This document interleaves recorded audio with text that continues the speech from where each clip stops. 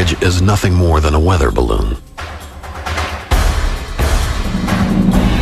But according to many UFO researchers, at the same time that the press is distracted with supposedly fake debris, the actual Roswell wreckage and possibly other retrieved items are taken under military control. They are surreptitiously flown almost 1,500 miles away to a military base in Dayton, Ohio, named Wright Field. According to UFO legend, its precise destination is a hangar on the base, Hangar 18. We know that stuff got shipped to Wright because of the testimony of the people who were involved in the shipments on both ends. A declassified FBI document dated July 8, 1947, the same week as the Roswell crash, also provides ties to Wright Field. The object found resembles a high-altitude weather balloon with a radar reflector. But that telephonic conversation between their office and Wright Field had not borne out this belief. Disc and balloon being transported to Wright Field by special plane for examination. Soon after the Roswell debris arrives, the class of 1947 from the military's elite airman training facility, the prestigious Air War College, is flown to Wright Field to investigate. One of the officers on scene is a battle-tested hero of World War II, a fighter pilot whose reputation earns him the nickname Black Mac. But nothing would prepare Marion Magruder and his classmates for what they would witness at Wright Field. It would change their lives forever. He saw metal that was very pliable, that you could wrinkle up in your hands, and then it would go right back into shape, and it was very light, and yet you couldn't tear it apart. He saw parts of wreckage of what were extraterrestrial craft. He saw bodies, and he also saw a living being. He said that it was childlike, very thin with an oversized head and long arms with 4 digits. My father referred to the fact that we killed it. I'm sure we did not do it on purpose, but they were experimenting, and obviously we did not know how to make this entity live. But this being did die, and the way he referred to it is, we killed him. According to his son Mark, Lieutenant Colonel Magruder and his classmates are sworn to secrecy under threat of court-martial. Because of this, he keeps his secret for 50 years, even from his family.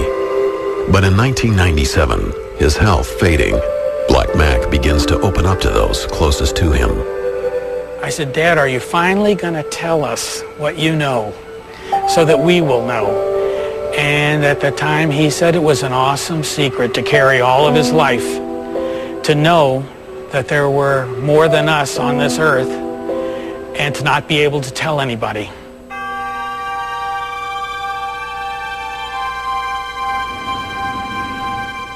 I've never told this story on TV before, and it's difficult to do it now because I want my father's legacy to be as honorable as his life was, and it's very important to me that you know that I'm telling you the truth as he absolutely knew it to be. He just needed to let us know, his children know, that we weren't alone. Black Mac Magruder's story is not an isolated tale. In fact, for more than half a century, similar stories have surfaced about UFO wreckage, alien bodies, secret underground cryogenic chambers, and a mysterious hangar at the base. Wright Field would grow and be renamed Wright-Patterson Air Force Base, but questions about the base and its legendary Hangar 18 would remain. Hangar 18 has always been a mystery at Patterson Air Force Base. If you want to know the truth about UFOs, about the craft, the debris, probably the records, Wright-Patterson Air Force Base, in my estimation, would be the place to go. If these claims are true, Wright-Patterson Air Force Base, one of the largest and most important in America's military, could be ground zero for recovered UFO material. All the information I have from all my sources says it was shipped here. And the people who actually worked at Wright-Patterson, who actually wore a uniform here, said it was here. Wreckage, entire pieces of the craft and whole sections of the craft, bodies were brought in. In fact, bodies were brought in on a regular basis from a number of different crashes from Roswell on. Not only was debris from many UFO crashes allegedly shipped to the base, but from the late 1940s until the end of the 1960s, all reports regarding UFOs were conducted at Wright-Patterson for the military's official UFO investigation, Project Blue Book. Wright-Patterson evolved into one of the most talked about bases in UFO lore. However, the Air Force's description of the base is much different. Really what makes Wright-Patterson unique is we are by and large focused on tomorrow. What is tomorrow's Air Force going to look like? What kind of airplanes will we fly? What kind of weapons will be on those aircraft? What kind of technology will be in the cockpit? We have the Air Force Research Laboratory here. We buy all of the aircraft in the United States Air Force through the offices that are here. We are responsible for all of the flight tests, all of the science and technology. We're also responsible for all of the major intelligence that's done for air and space. Some of the research that goes on in technology may be classified because we're trying to protect the technology that we develop to make sure that we provide our soldiers and our airmen the best advantage.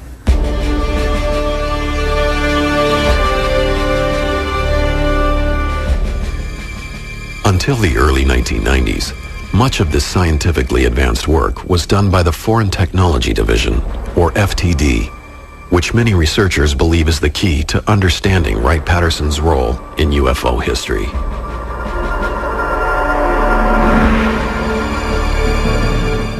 The Foreign Technology Division was the Air Force unit that was responsible for scientific and technical intelligence as it applied to the air and space and missile capability of mainly the Soviet Union. They were there to prevent technological surprise.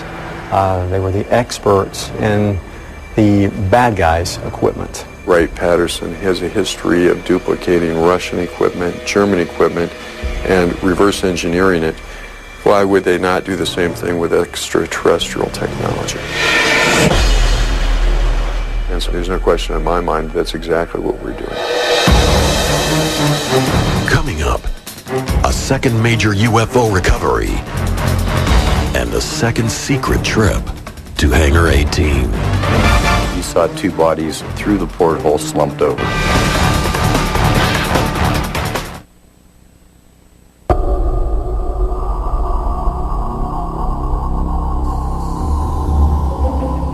March 25th, 1948, Aztec, New Mexico. What starts as a normal day for local oil workers turns into an encounter with the unknown. As they approach the western edge of the mesa, a large silver object grabs their attention. When the oil workers got to the mesa, there was a disc approximately 100 feet in diameter. Because the ship is found intact, it appears to be a landing as opposed to a crash. The witnesses I talked to, both Ken Foyley and Doug Nolan, young men at the time, would not enter the craft. Bill Ferguson, the foreman, more senior gentleman, was yelling at the workers to get away from it. Except for a shattered porthole, there isn't any immediate sign of damage. Doug Nolan reported to me he saw two bodies through the porthole slumped over. Within hours, trucks arrive, supposedly from Camp Hale, Colorado. It appears the U.S. government has another UFO incident to contend with. at Roswell, the Army quickly takes control of the situation. Roswell 9 months earlier had been sort of botched by putting it on the front page of many newspapers around the country. I think the military had really fine-tuned their skills on going in and retrieving a down-flying disc or UFO. The secrecy started immediately upon the military's arrival at the crash site.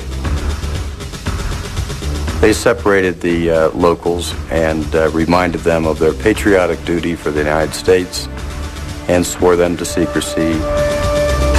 58 years ago, you were told to shut up for national security. You did it because you respected and trusted the government. The military wanted that craft immediately, and they would do whatever it took to get it out of there.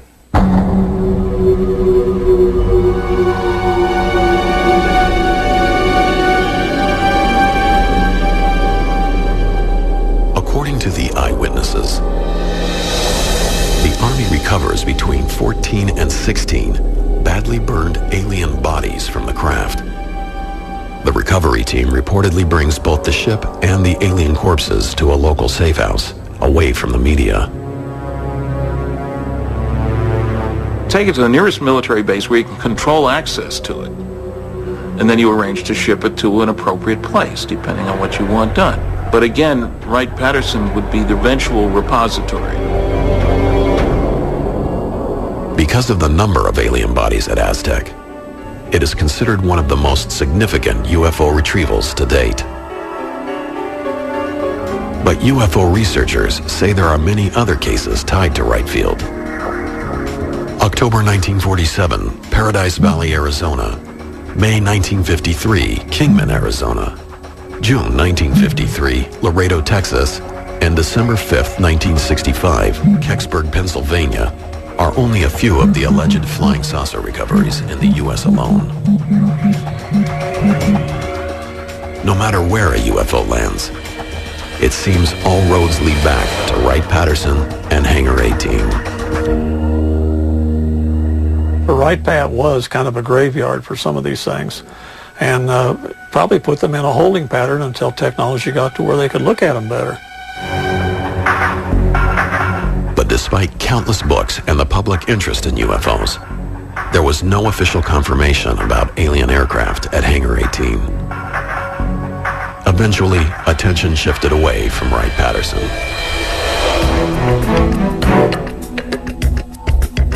Interest was revived, however, in 1978, when UFO researcher Leonard Stringfield gave a speech at the annual Mutual UFO Network, or MUFON Symposium, coincidentally held in Dayton, Ohio, Wright-Patterson's home. Len was doing things in this field that nobody else had done. He actually had developed a number of people that were leaking information to him. They were given testimony on things that they had seen and done. Not just one person, but a whole entourage of people that he developed a trust where people knew they could trust him and he wouldn't expose them, and they could give him the information and he could correlate it with others and determine what's real and what isn't. Stringfield wrote several books on the subject of UFO crashes and their retrievals. Because of the secrecy involved, many of his sources didn't want their full names published for fear of losing their top-secret government jobs.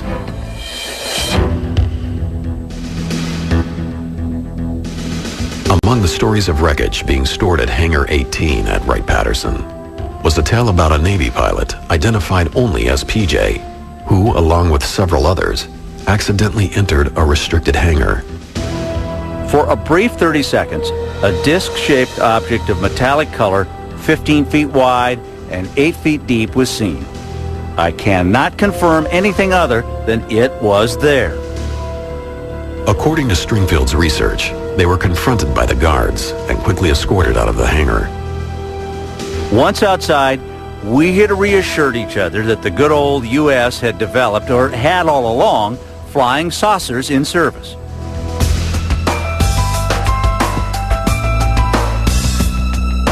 As these stories started surfacing, other witnesses came forward. UFO researcher and Aberdeen, Washington police detective James Clarkson located June Crane, a former employee of Wright-Patterson from the Roswell era. She agreed to sit down with him for an audio interview in 1997, and Clarkson has consented to allow the History Channel to air this interview for the first time on television. Crane's story dates back to the early 1950s. According to the documents she supplied to Clarkson, she was a clerk typist with access to top-secret information. One afternoon, a lieutenant surprised her with a piece of unusual metal. He threw it on my desk, and he says, "June, you're a good wrecker. Tear that thing apart. Break that up."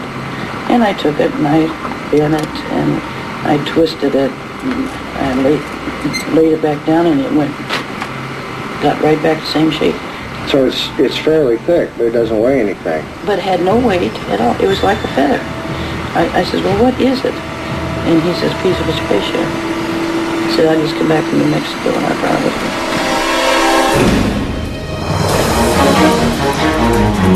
Next, from debris to aliens, June Crane's story takes a surprising turn.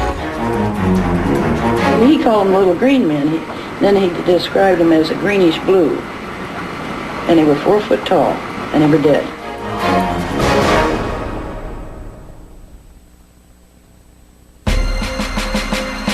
It is the early 1950s. Wright-Patterson Air Force Base is at the center of America's high-tech war effort and the Air Force's most sophisticated technology. It is also home to the government's crash retrieval program, which these declassified documents describe as designed to capture for study non-U.S. space objects or objects of unknown origin. It was codenamed Project Moondust. Items retrieved by Moondust were then shipped to the Foreign Technology Division at Wright-Patterson. Project Moondust had to do really with us collecting space junk, things that would be falling out of the sky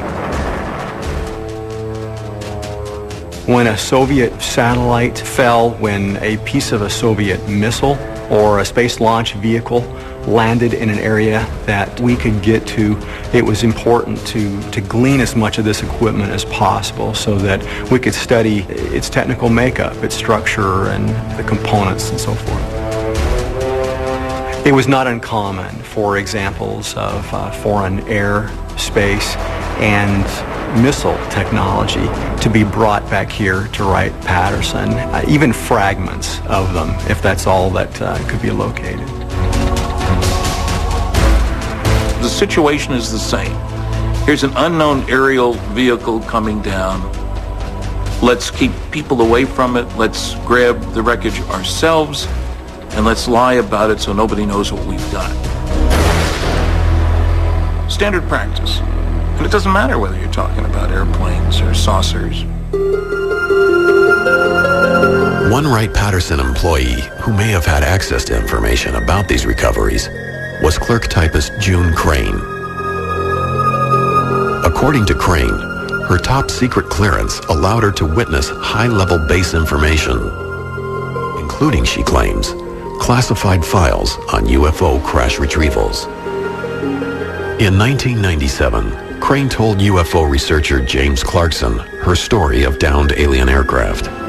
For the first time on television, the History Channel is airing that interview. There was 3 times that I'm aware of. I won't vouch for the 4th one because I wouldn't. Are these 3 crashes that you heard about while you worked at Wright-Patterson? Well, one was the Roswell, and then there was 2 other ones. So as of 1952, they knew about 3 crashes of vehicles that were probably extraterrestrial. Right.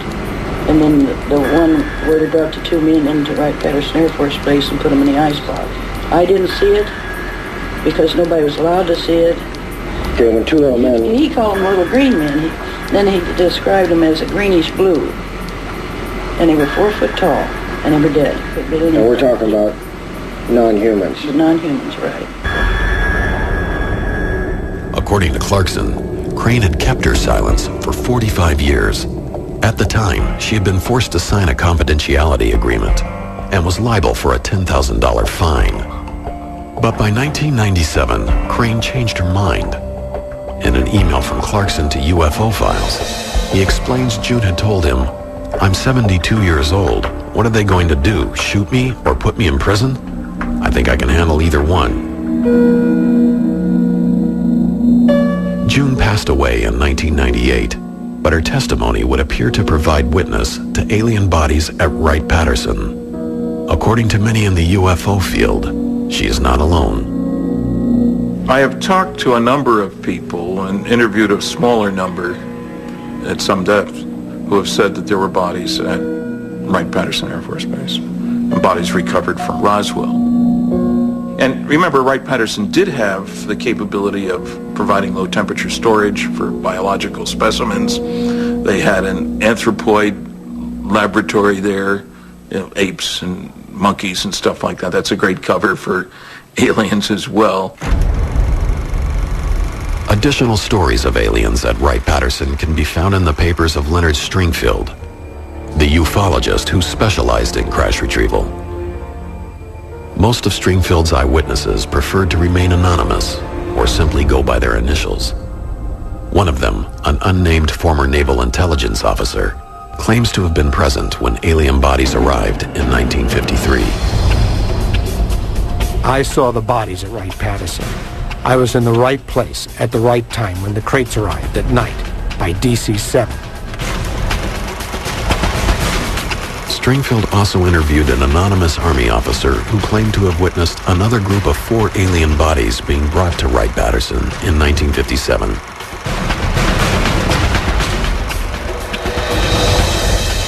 According to the general, the 4 bodies, approximately 5 feet in height, were sent to Wright-Patterson Air Force Base, where he had seen them in a deep freeze morgue, kept at approximately 120 degrees below zero for preservation.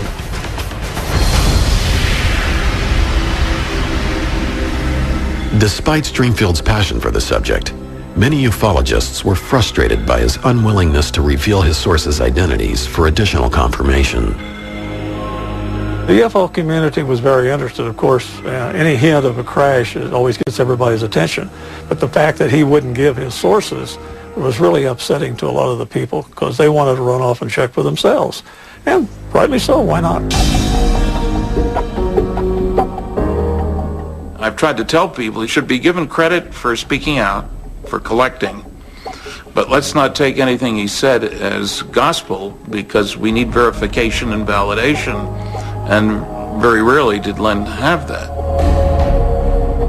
But not all of the witnesses requested to remain anonymous. Respected UFO investigator Ted Phillips told Stringfield he'd been given access to several top-secret photos that showed details of some of the alien bodies supposedly stored at Wright-Patterson. The hand had long, thin appendages, fingers, I suppose. And there was a sort of membrane between the fingers. I'd not seen anything like that before. And for some reason mentioned it to Len. He became excited because he had seen the same thing. I don't know what the origin of the photos might be, but I do trust the source. Regardless of the various witnesses Stringfield interviewed, the descriptions of the actual aliens that were maintained in Hangar 18 were all similar. The general testimony about bodies is quite consistent. Little guys, big heads, relatively long arms, upper arm longer than the lower arm, which is the reverse for us. 4 long skinny fingers, would have made a good violinist, as one witness said.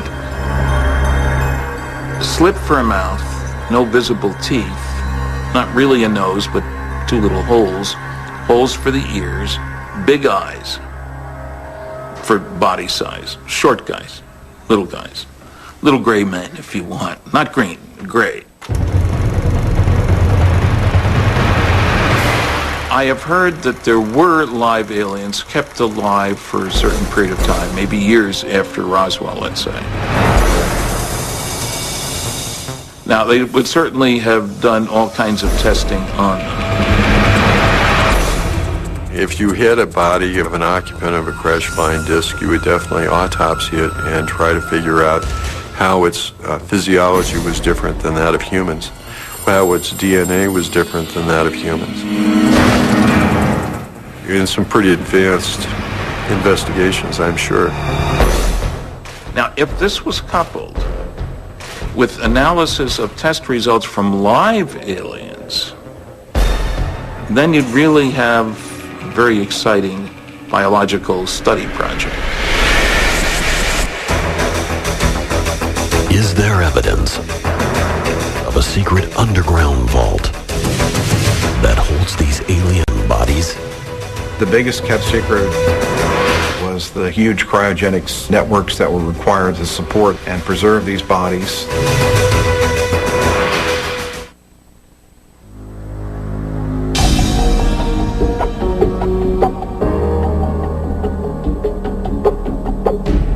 Wright-Patterson Air Force Base is a vast military complex. Officially, it employs 22,000 men and women and is the home of the 88th Air Base Wing, the National Air and Space Intelligence Center, and the Air Force Materiel Command. But since the alleged UFO crash at Roswell, New Mexico in 1947, there have been rumors linking the base to the storage and study of UFO crash remnants, and even alien bodies. The military says none of this is true, but those who've studied it say Wright-Patterson is large enough and secure enough to hold a multitude of secrets.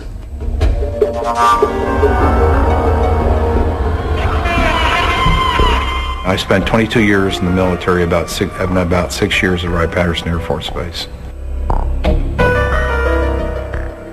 Author and retired Air Force Captain Robert Collins says he was a research analyst for the Foreign Technology Division, the FTD, the unit most commonly linked to UFO studies on the base. His official job was to analyze Soviet technology, but Collins has also spent years researching the link between UFOs and Wright-Patterson. In his book, Exempt from Disclosure, Collins determines the mystery of Hangar 18 may lie in a vast underground infrastructure hidden from the thousands of eyes that frequent the base. The reason you don't want to use hangars and the reason you want to use underground vaults is because you want to keep things under cryogenic temperatures and you want to keep it cold and you want to keep it secure. Then the underground vaults would be the ideal place to keep it.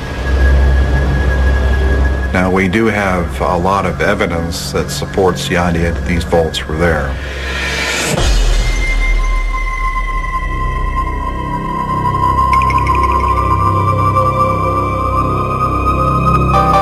This underground structure was enormous, and huge, long tunnel areas that connected these vaults. There are about 4 vaults that are about 100 by 100 feet. We found out that these things exist, and the question is what was in them. I'm convinced that the stuff that was recovered from Roswell and other crashes was put in these vaults. UFO researchers have long heard reports of such a network underneath the base. But Collins' work may provide a more specific view of those tunnels, one that helps construct a diagram of what may exist at the base. According to his research, there is a Building 18 complex instead of a Hangar 18. The structure he found that fit the description is the neighboring building, number 23. Collins claims it was previously known as Hangar 23. Now, the way I understand it, that back in the early 50s sometime, perhaps between 51 and 53, a craft was brought in here. The floor of the Hangar 23 was removed, and this craft was put in the basement of the hangar, and then the floor was covered over the craft. And then there was a vault area in Building 18F with a tunnel that was constructed and built over to Hangar 23. While it is possible that Building 23 was the legendary Hangar 18, most researchers have continued to focus on the importance of the underground tunnels. Wright-Patterson Air Force Base is honeycombed with below-ground level facilities. These pits were dug in various configurations and were deep enough to where, if covered over, would have made an ideal remote examination laboratory for somebody trying to examine alien artifacts that had been recovered elsewhere. By interviewing various Air Force personnel who were supposedly granted access to the top-secret underground vault, Collins felt he was able to confirm many of the rumors. The biggest kept secret was the huge cryogenics networks that were required to support and preserve these bodies. And I understand it was quite extensive. There were huge cryogenic storage tubes that these so-called 3'4" or 3'6" aliens were kept in these canisters under cryogenic temperatures. What actually lies beneath Wright-Patterson may be impossible to confirm. The Air Force Base operates under the highest security, keeping access to the base and these vaults secret from almost everyone, even their own. The secrecy goes all the way to the top. It's a question of absolutely the highest level of classification that exists in the United States government as far as I know. A formerly classified memo from mid-July 1947 points to FBI Director J. Edgar Hoover showing immense interest in a retrieved craft and his frustration about being kept out of the loop. We must insist on full access to disc recovery. The Army grabbed it and would not let us have it for cursory examination. The memo was written just days after the Roswell, New Mexico wreckage was taken to Wright Field. If J. Edgar Hoover couldn't get access to the contents of Hangar 18, how high did the secrecy go? In a 1994 interview with Larry King on TNT, Senator Barry Goldwater detailed his attempt to visit Hangar 18. I think at Wright-Patterson, if you could get into certain places, you'd find out what the Air Force and the government does know about UFOs. Reportedly, a spaceship landed. It was all hushed up. I called Curtis LeMay and I said, General, I know we have a room at Wright-Patterson where you put all the secret stuff. Could I go in there? Well, I've never heard General LeMay get mad, but he got madder than hell at me, cussed me out and said, don't ever ask me that question again. How much was there, we don't know. Whether it was just documents or specimens or pieces, nobody knows. But the story dates back to Goldwater, and I think there's almost no question that it's a very true story. Next, unexplained lights over Wright-Patterson have Dayton on alert. Are they proof that there are UFOs on the base? Two policemen chased it. They felt it was heading for a Wright-Patterson Air Force Base.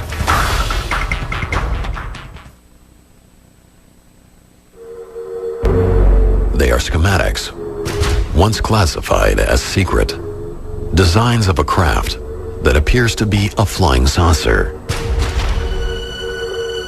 Various unconfirmed stories have emerged of disc-shaped vehicles being developed at Wright-Patterson Air Force Base. But these declassified government documents from 1955 reveal that the Air Technical Intelligence Center at Wright-Patterson had in fact begun work on a disc-shaped craft named Project Silverbug. It was a circular aircraft about 35 feet in diameter, had a crew of one pilot, and was capable of a vertical takeoff at about 2,000 miles an hour.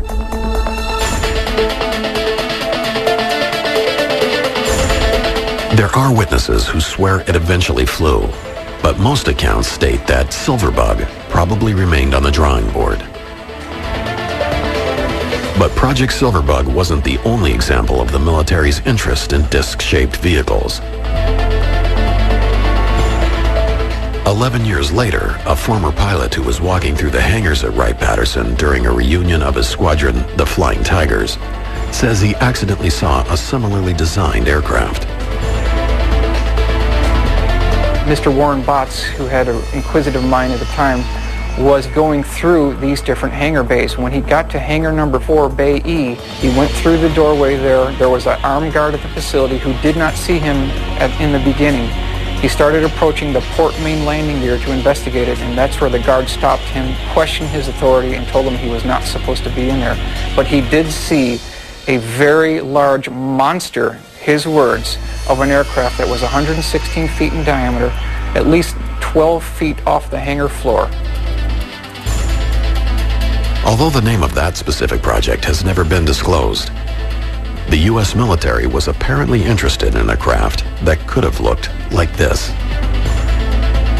With Wright-Patterson's history of reverse engineering foreign technology, is it possible that some of the military's advances were gained from retrieved UFOs?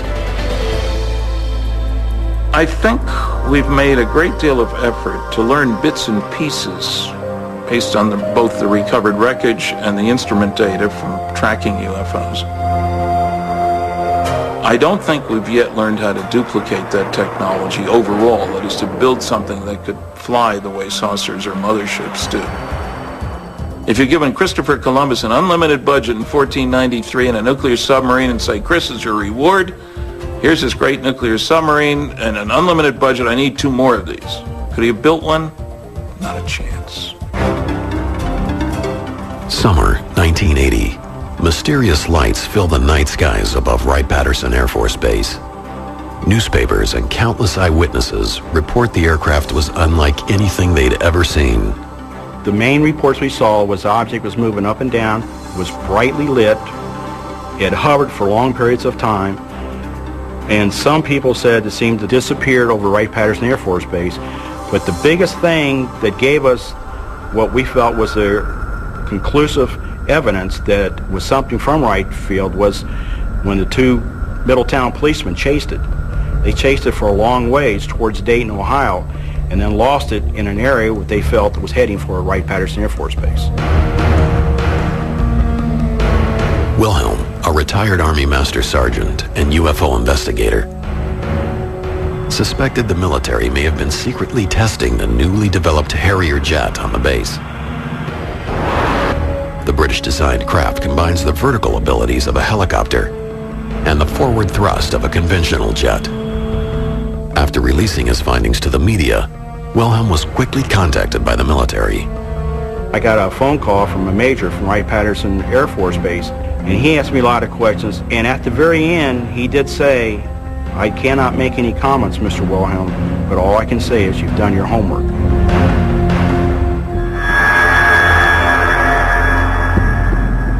So a lot of things that people think they see that's strange doesn't mean that it's a craft from another world.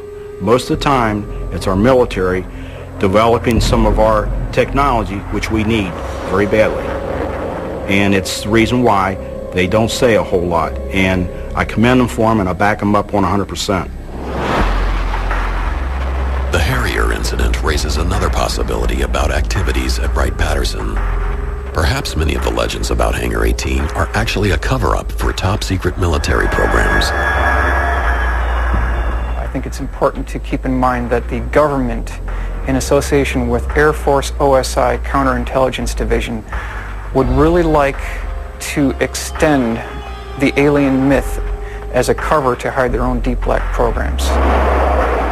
Well, it means that they want everyone to believe that what you're seeing out there is extraterrestrial, and we do not have the technology to duplicate what we're seeing in the skies.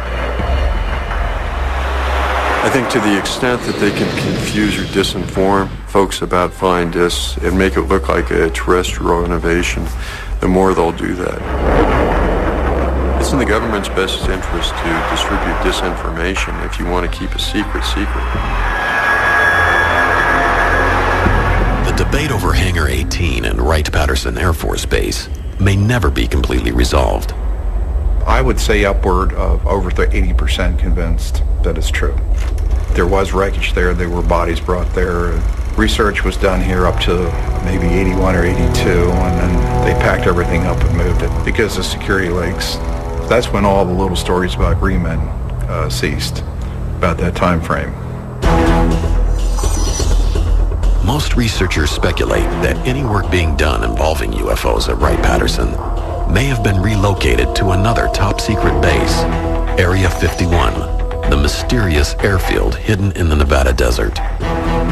Area 51 developed because of its location, away from anything. And Wright-Patterson is in Dayton, Ohio. It's in the middle of a major town. So I think Area 51 would have been the ideal location.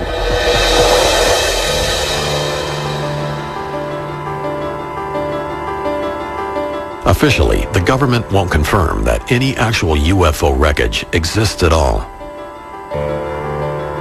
Despite the denials, there are government documents that indicate that wreckage from Roswell and other mysterious crashes were shipped to Wright-Patterson for purposes of examining the debris. Government programs existed that show the airbase had an interest in gathering any foreign space vehicles it could locate. And there is testimony that the government wants to keep all of this under wraps, even from some of its most prominent officials. But why? What is the truth behind the legend of Hangar 18? Nobody can conclusively prove without hard evidence that we do have alien bodies. It's all just rumor and speculation. It's so much more romantic to think that we have it is, but again, no concrete physical evidence has appeared after 60 years of this mystery. There really was a Roswell spacecraft, and there really were other UFOs that were recovered by forces loyal to the United States. It's just that the classic Hangar 18 was more of something that you would see in the movies, and it was part of the rumors that circulated the UFO community for well over 35 years. The bottom line is that since we've collected flying discs, we're not going to throw them away. They either exist at Wright-Patterson or they exist in an underground facility somewhere in the U.S. West. Wherever it is, they exist in a warehouse under U.S. control and they haven't been thrown away.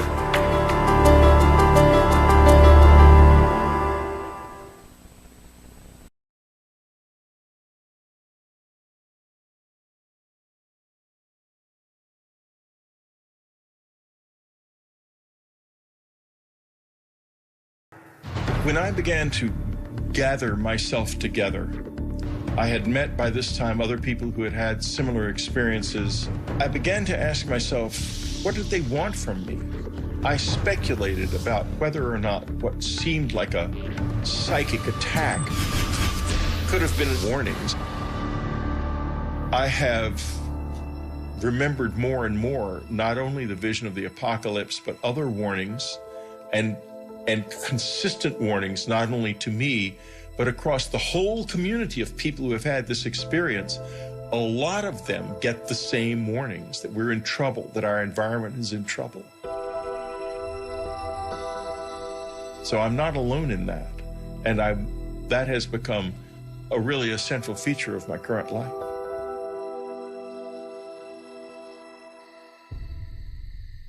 In March of 1986, I had what was a seminal moment of change for me in this experience.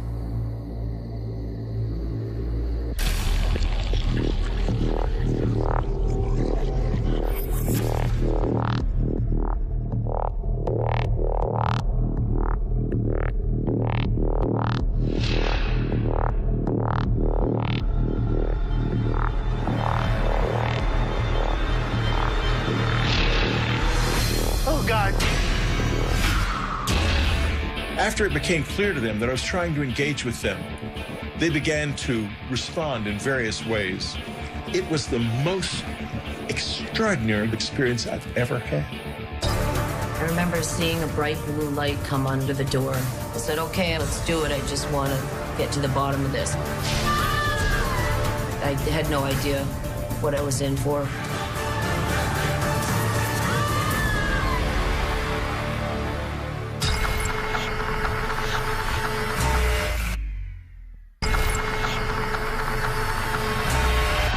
In March of 1986, I had what was a seminal moment of change for me in this experience.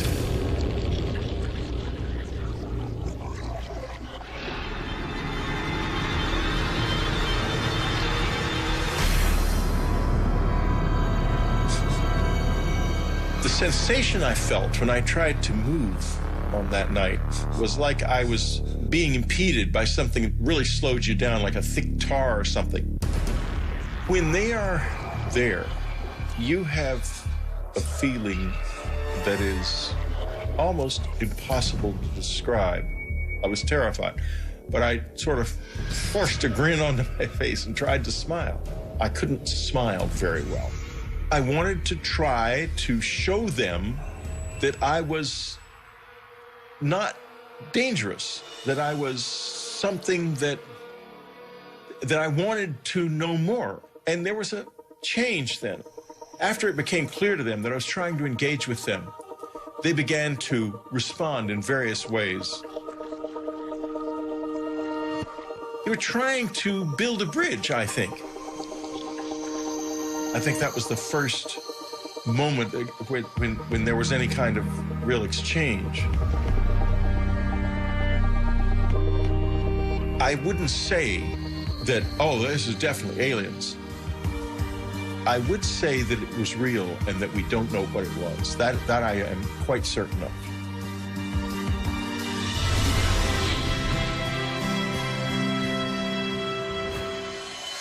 The public reaction to my book Communion was very complex. Literally, as soon as the book was published, letters that week, literally the week of publication, letters started coming. You got more letters? We had well over 200,000 letters over the years. We probably had closer to 500,000 over the years. I don't know what to say to them anymore. I don't have all the answers.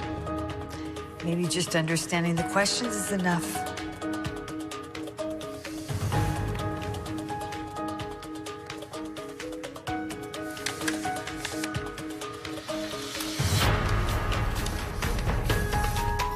After I began to read them, I realized there's something happening on planet Earth that we do not acknowledge.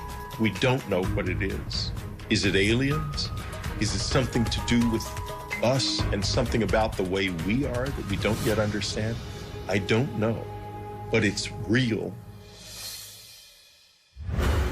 In the late summer of 1994, it became clear that we were running out of money.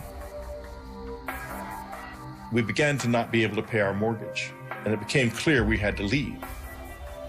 And so, at the same time, though, that this was happening, I was having one of the peak experiences of the whole thing.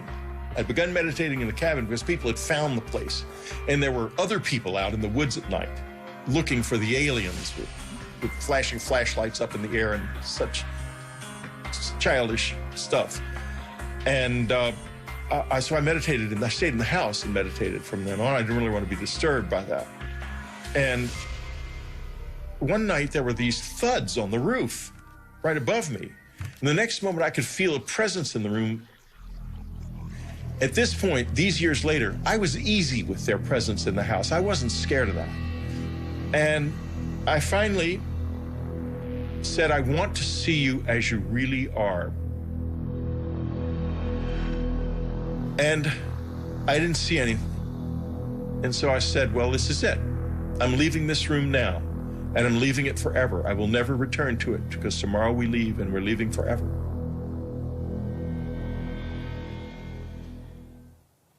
And I left the room. I went to bed. I lay in the bed, still hoping something would happen. Suddenly I saw a light up in the front yard. It was a bright, beautiful white light shining on the grass like moonlight, but 10 times brighter. I got up and looked out the window, and this light with rays coming out of it, and the rays penetrated my body, some of them, and I could like taste his presence in the rays. It was the most extraordinarily beautiful experience I've ever had.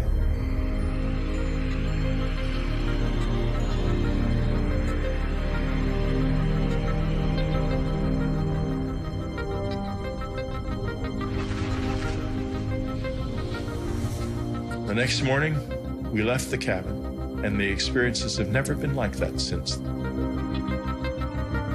People who don't have open minds and are dismissive of all of this miss out on one of the most wonderful, frightening, dangerous, beautiful things that you can know. I did not ask for this. I did not know about it. I did not expect it. I did not want it, that's for sure. But it burst into my life without warning, and it's never left me since. Take from this what you will. This does happen to me. It has been happening to me all my life, and you don't have to believe because I know the truth.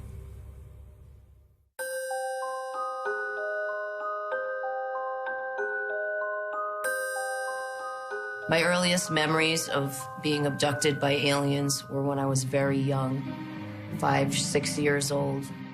I was living in Ohio, and it was kind of in the middle of nowhere.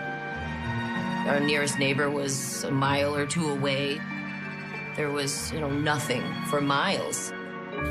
I would be in my bed, usually. I would hear voices coming down the hallway. The voices were of my parents, so I got comfortable thinking it was my parents. I remember seeing a bright blue light come under the door, and shadows, actually, of something standing outside the door. And I realized that it was not my parents coming in.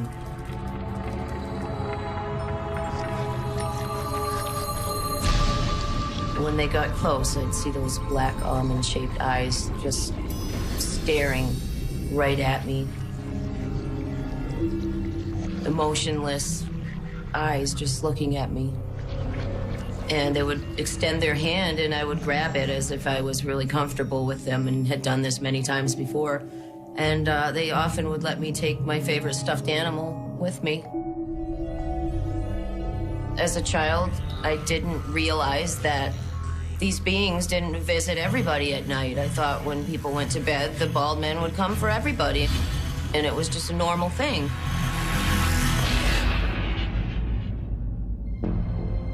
I decided I would, draw them and write down things that I could remember. I was always into art, so I really started to try to draw them as best as I could. Hey, sweetie. Hi, Mom. What are you drawing? The bald men. What bald men? They're my friends. They come visit me at night. It didn't start to get uncomfortable until I started talking about the bald men to other people, whether it be classmates or family members, and they just said that it's not real, there's no such thing, you're just dreaming. It was very frustrating being told that this wasn't happening when I knew it was. Okay, Audrey, I need you to relax. As an adult, I would remember bits and pieces. I remember them coming in. I remember them doing something to me so I couldn't move. I remember them bringing me somewhere else and being other places. But the things I didn't remember were, what were they doing to me when they took me? And I said, okay, I need to find people that could maybe help me. Close your eyes. Take a deep breath. Regression was a great tool to bring back the missing pieces, the memories. We're gonna focus on a room. Didn't even think about it, didn't get educated on it, said, okay, I'm gonna get hypnotized, let's do it. I just wanna get to the bottom of this. It's a basement. You're gonna walk down the stairs. And in the back of my mind, I'm thinking, this isn't gonna work. Those memories are gone. I'm never gonna remember what's happening. And I didn't know anything about it. I had no idea what I was in for. 3, 2, 1. Audrey, tell me what you see. Tell me what you see. What you see. My first hypnosis session was the most traumatic experience that I think I've ever had in my life. I wasn't ready. I think, to see what they were doing. I wasn't ready to accept it.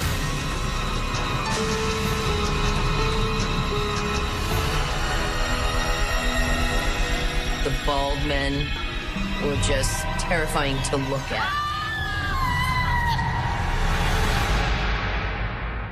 The people that wanted to help me, you know, they did this wonderful hypnosis session. They got all this, you know, detailed accounts of what's going on, and this was great stuff. But I never came back for a long time. I just left. I didn't want to think about it. They gave me a copy of the tape. I never listened to it to this day.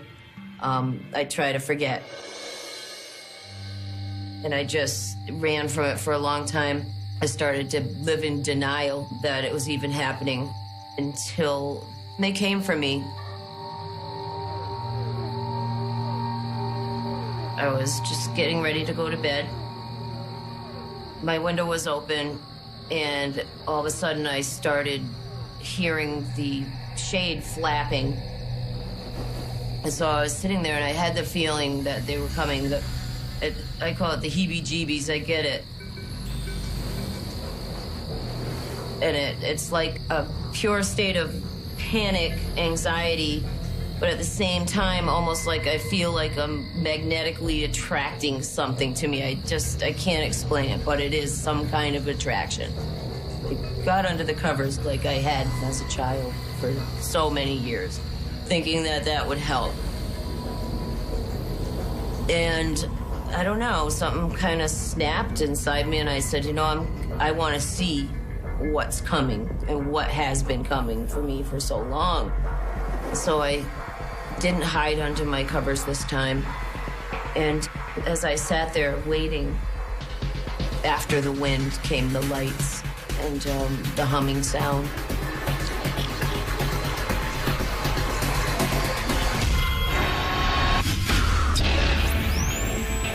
I woke up at a time I wasn't supposed to wake up.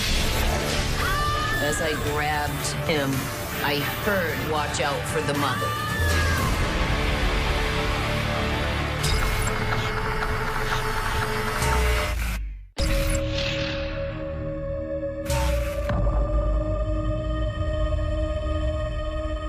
Once the light came into my window, I knew that it wouldn't be long. I started to feel a twitching in my body and my arms moving by themselves, like muscle spasms almost. And then buzzing sound, it's real steady. It was a kind of fear I can't even explain. Total confusion, anger, what are they doing? And then, of course, why? Why?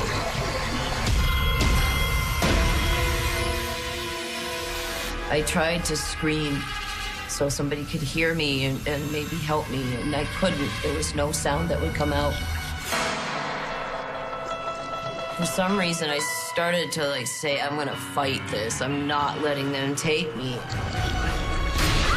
As I grabbed him, I heard in my head, "Watch out for the mother." And then I let go. I felt something stick me, and it was a burning sensation instantly, to a point where if I moved any muscle, it was like my whole body was on fire. It's weird because they kind of position you the way they want, almost like they can do it with their mind. Once you can't move, they can move you. So as I was levitated off the bed, and I could feel myself moving straight ahead, and I knew straight ahead my dresser was there with a mirror, and it's backed up against the wall. I realized that I was going right through it, and I could see my feet go right through the mirror. I realized that I'm outside, and it was really, really bright. I looked up, and I saw the ship lights. And they started to lift me towards this just enormous craft above my house. It was terrifying, confusing, surreal. Like, this can't be happening to me. And I went close to the ship.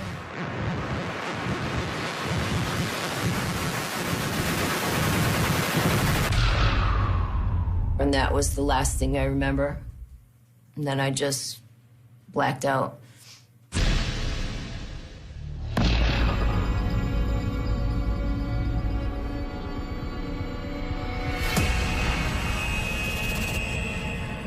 All of a sudden, I was awake and aware. I noticed a man walking around me, and I looked at him, and he looked at me. He felt familiar to me for some reason. He touched me and was no longer a man. At this point, I asked it, and when I say asked, it's completely telepathic. And you somehow know who it's coming from, and even if there's a group of them. Finally, I asked, after all these years, why are you doing this to me? And he said that they were working on altering my DNA. When he was talking to me, he actually cared. And that was a feeling that was really confusing because, of course, if you care, why do you abuse me? If you care, why are you doing this? But then I got to ask him, and he said what he was doing. This was like a breakthrough. I got to talk to him, and it's been years. It's almost like that first question that I got to ask was just the beginning. There was a machine. It was strange looking, but I knew it was some kind of a clock. And it was counting backwards. I heard the words war, and then just blacked out completely. And that's all I remember until, I woke up at some point. I don't know how long it was, but I regained consciousness. I'm still on the table. And they're doing something to me. They had a machine that actually physically came and removed my eye. And when they pulled the eye out, I noticed that there was something coming to where my eye had been into the socket. This big, long needle, they put it into the eye socket, did something.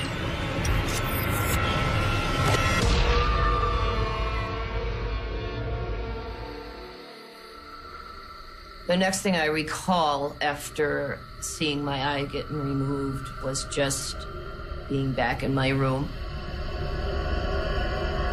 The whole time I'm coming out of whatever they do to me, I would remember bits and pieces. I scrambled to my journal and I wrote down what I remembered. I don't usually even look at my journal because it does tend to bring back a lot of the fear and the emotions. And, sometimes it's meant to be forgotten for good reason. Years later, I started to have physical problems from it and actually had to, undergo various surgeries because of unexplained scarring in my tubes and ovaries and uterus. There was just, the doctors didn't know what it was from. There's just scarring in there.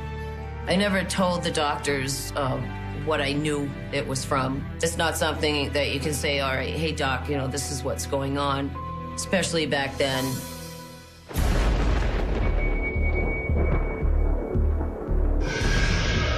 I had this time in my life where it just kept happening and happening and happening, and it really picked up for a couple years.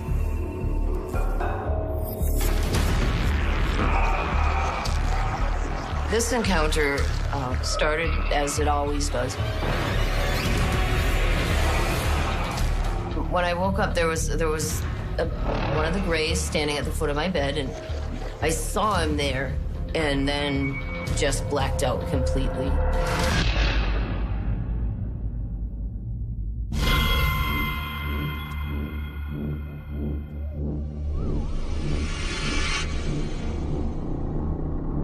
As I wake up this time after I blacked out, I was in a strange place. I realized that I was in a cocoon surrounded in gel.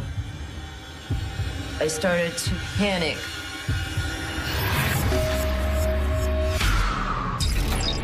One of the Greys realized I was awake, hurried over to me, and I remember seeing a needle coming at me, and it was a fear I can't even explain.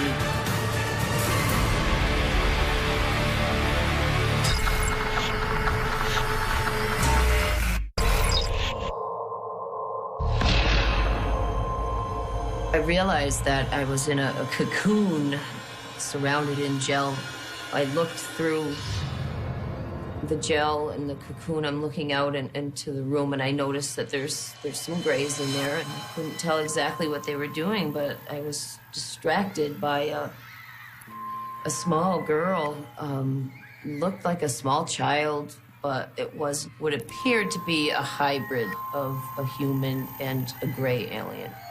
She was really strange.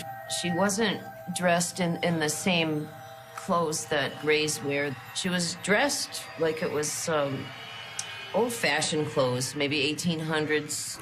It was confusing. It was almost, surreal.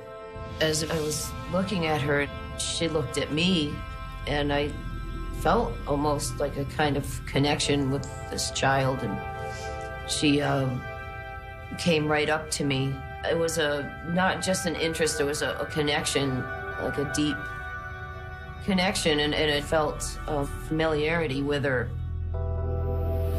One of the Greys realized I was awake, hurried over to me, and I remember seeing a needle coming at me and right through the cocoon. And then I just blacked out. And she's just always had a place in my heart, I guess, for, from the experiences. I always remember that child.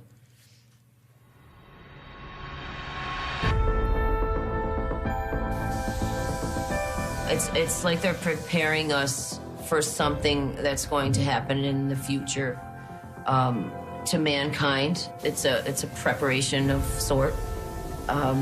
There's areas of the brain that we all know we don't use. They could be storing the information there. They said that, when the time comes, we will act and know exactly what to do. Whatever's going to happen, I think that as abductees, we're being prepared to assist others with whatever change is coming to this planet. I try sometimes to say, okay, this is all in my head, and I continue, and then something will happen that reminds me that it's very real. I've had times where I just step back and say, okay, I'm gonna just, join the human race and just do normal things, and this is not happening to me. But they won't let me. Can't say that I would have chosen this if I had had a choice, but for whatever reason, I'm going through this, and it's not my imagination. I've had a lot of time to think about what they did and how angry I was, but if they were really going to do it to hurt me, then why would they take the memories away? Why would they care? Why would they care? They would just let me remember.